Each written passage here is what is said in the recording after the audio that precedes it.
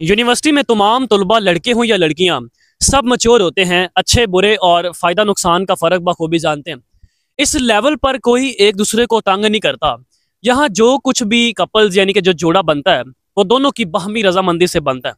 दोनों एक दूसरे के साथ कुछ वक्त गुजार कर दो तीन जूस कॉर्नर पर जूस पीने और कुछ होटलों पर खाना खाने के बाद ही एक दूसरे को अपना सब कुछ सौंप देते हैं। यहाँ आगाज हमेशा दोस्ती की आड़ में होता है, क्योंकि यहाँ दोनों ही समझते हैं कि दोस्ती करने में कोई हर्ज नहीं है।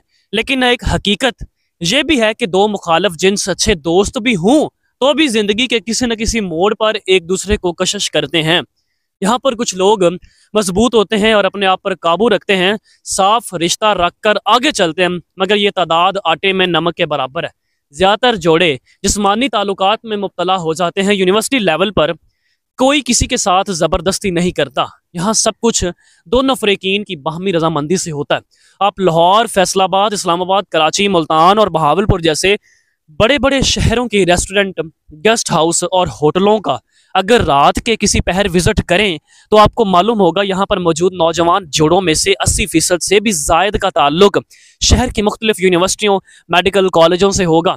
आप मुख्तलिफ पिज़्ज़ा शॉप, जूस कॉर्नर का विजिट करें तो आपको यहाँ यूनिवर्सिटी की क्लासेस बंक कर डेट पर आने वाले नौजवान जोड़ों का एक जिम गफीर मिलेगा और 50 रुपए वाला जूस का गिलास आपको 200 रुपए का मिलता है। 30 मिनट तक कोई पूछने वाला नहीं आता। 30 मिनट बाद आपको एक और ऑर्डर करना पड़ता है। यहाँ अंदर कुर्सियों की जगह सोफे लगे होते हैं, यानी कि पूरे माहौल बना दिया जाता है। आप जो मर्जी चाहें वो कर सकते हैं। तो ये कहना कि यूनिवर्सिटी लेवल पर लड़कियों को जिनसी ज्यादती या दरिंदगी का निशाना बनाया जाता है, सरासर गलत है। यहाँ नौजवान कपल शादीशुदा जोड़ों की तरह जिंदगी बसर करते हैं और पूरी क्लास बल्कि पूरे डिपार्टमेंट को खबर होती है कि कौन से वाली किसकी है और कौन से वाला किसका है। आप इन बड़े शहरों में अगर शॉपिंग मॉल्स का विजिट करेंगे तो मालूम होगा कि नौजवान जोड़े एक दूसरे के हाथ में हाथ डालकर या कमर और कंधे पर हाथ रखकर खरीदारी करने निकले होंगे, जिनमें से ज्यादातर का ताल्लुक उन शहरों की मुख्तलिफ यूनिवर्सिटी से होगा। पार्क में जाएं तो बहुत सारी तितलियां कुछ परवानों के साथ चमक कर या ये कह लें कि उनकी गोद में बैठी मिलेंगी। आप यूनिवर्सिटियों को अगर विजिट करें तो आपको रात को गर्ल्स हॉस्टल और बॉयज हॉस्टल से बहुत सारे लड़के और लड़कियां गैर हाजिर मिलेंगे। इन सब के घर पर कॉल करें तो मालूम होगा कि वो तो यूनिवर्सिटी में है। आप मुख्तलिफ होटलों और गेस्ट हाउस का विजिट करें तो आपको उनमें से ज्यादातर यहाँ पर मिलेंगे। और जिन लड़कों या लड़कियों का ताल्लुक उसी शहर से है तो अभी परेशानी की बात नहीं है। आपको शहर में से ऐसे बहुत सारे होटल मिलेंगे जो सुबह 8 बजे से 1 घंटा या 2 घंटे के लिए नौजवान जोड़ों को कमरा किराए पर देते हैं। ऐसा मालूम होता है कि ये सारे होटल बने ही इसी काम के लिए और सोने पर सुहागा कि इन सारे होटलों को बड़े बड़े पुलिस अफसरान, ब्यूरोक्रेट या फिर सियासतदानों की पुश्त पनाही हासिल होती है। हर हफ्ते या महीने की बुनियाद पर भारी रकूम की सूरत में भत्ता वसूल किया जाता है और यही वजह है कि सब काम आसानी से हो रहा है। अगर कभी मीडिया का दबाव या फिर कोई बड़ी मुखबरी हो भी तो इन होटल वालों को पहले से ही आगाह कर दिया जाता है कि पंजाब यूनिवर्सिटी में अपनी आंखों से मैं लड़कियों को आगे बैठकर मोटरसाइकिल चलाते हुए देख चुका हूं और लड़के पीछे बैठकर उन तितलियों को मोटरसाइकिल चलाना सिखा रहे होते हैं।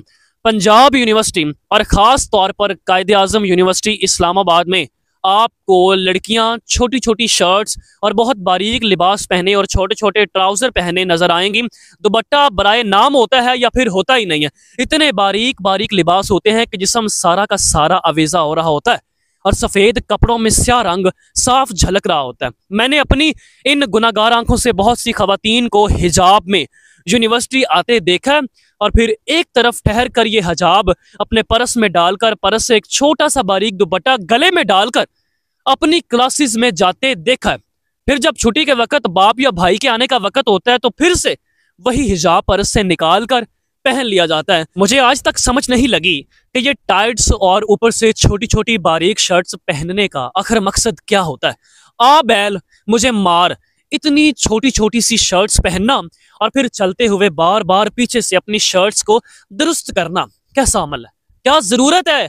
या तो पहने ना, पहन लिया तो बस फिर ठीक है, क्योंकि आपका जिस्म आपकी मर्जी।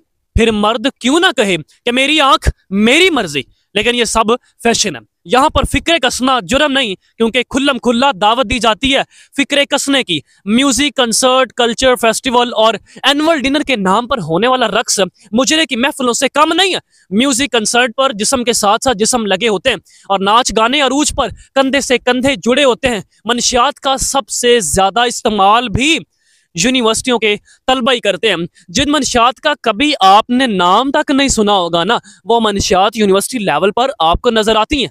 लड़कों के साथ साथ लड़कियां भी इन मनशियात की आदी हैं और ये भी किसी फैशन की तरह परवान चढ़ रहा होता है। लड़कियों के हॉस्टल में ये मनशियात इंतजामिया के जरिए से फरोख्त की जाती है और बहुत से ग्रोह अपनी सहूलतकार इन तलबा से ही चुनते हैं। पहले नशे का आदी बनाया जाता है, फिर जिस्म फरोशी के मकासद के लिए उन लड़कियों का इस्तेमाल किया जाता है। दोनों एक दूसरे को गलत कह रहे हैं। खवातीन के मुताबिक मर्द हजरात अपनी नज़रों की हिफाजत करें और मर्दों के मुताबिक खवातीन अपने जिस्म की हिफाजत करें, मगर दोनों में से कोई भी अपनी इस्लाह करने के लिए तैयार नहीं, कोई भी अपनी गलती तस्लीम करने पर आमादा नहीं है। यह अस्पतालों और कचरे के ढेर में मिलने वाले नामलूद बच्चे तवाइफ के नहीं, बल्कि उन तालीम याफ्ता अफराद के हैं जो कहते हैं कि हमारी आपस में अंडरस्टैंडिंग थी। अस्पतालों में गैर कानूनी तौर पर होने वाले अबॉर्शन इसी अंडरस्टैंडिंग के नताइज हैं।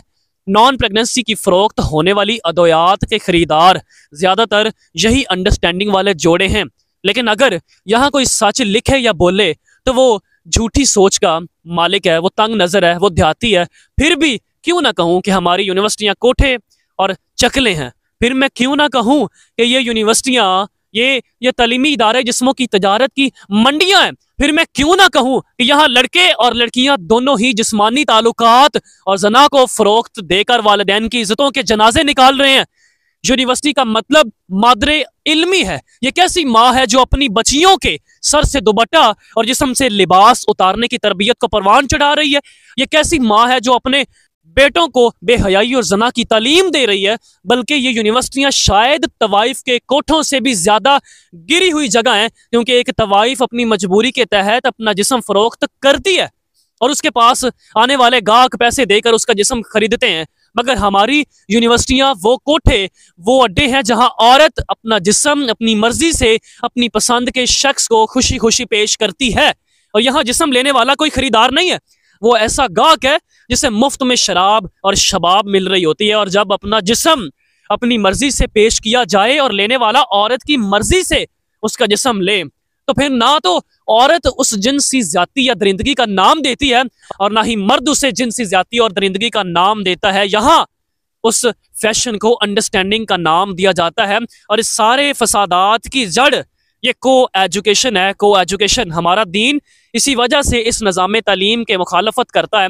ये निज़ाम तालीम हमारी नस्लों को उजाड़ रहा है, तबाह कर रहा है। यही वजह है कि आज के नौजवान पढ़े लिखे जाहिल के लकब से नवाजे जा रहे हैं। ये यूनिवर्सिटियाँ तालीम, इल्म, तरबियत, तहजीब, अदब, शाउर कुछ भी नहीं दे रही, बल्कि जो थोड़ा बहुत इन सब का तनस मौजूद है वो भी ख़त्म हो जाता है। हमारी यूनिवर्सिटियाँ फ़कत कागज़ के टुकड़े दे रही हैं, गुलामी की सोच और सरकारी नौकरी के ख्वाब अनायत कर रही हैं, लालच और हसद अनायत कर रही हैं। हमें इस बारे में सोचना होगा, इनफरादी तौर पर इस्लाह और कोशिश करनी होगी, तब जाकर इज्तिमाई तौर पर चीज़ें दुरुस्त हो सकती हैं।